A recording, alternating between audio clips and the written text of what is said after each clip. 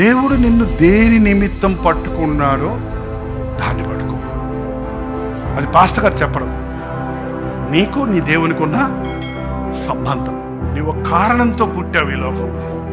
గాలికి పొట్ల నీ తల్లి గర్భములో పిండముగా ఉన్నప్పుడే ఆయన ఏదో ఒక జైపాల్నో ఒక ఇర్మియానో ఇంకో భక్తుడినో ఇంకో పాస్టర్నో అనుకోకండి. ప్రతి ఒక్కరిని ఆయన ఎరుగును. ప్రతి ఒక్కరి కొరకు ఆయన ఒక ప్రణాళిక కలిగి ఉన్నాడు. అది తెలుసుకుంటే నీకు అప్పచెప్పిన పనిని నమ్మకంగా నువ్వు ముగిస్తే, రా నమ్మకమైన మంచి దాసుడా, నువ్వు కొంచెంలో నమ్మకంగా ఉన్నావు కాబట్టి అనేకమైనవి నీకు అప్పగిస్తానంట.